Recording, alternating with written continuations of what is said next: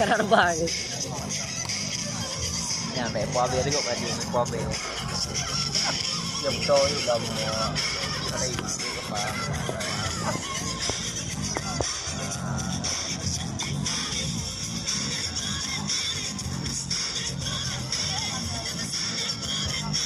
Ini dong bangun sih. Bangun Pak. Terus. Ini ngomong apa itu? Ya, jadi mau buang.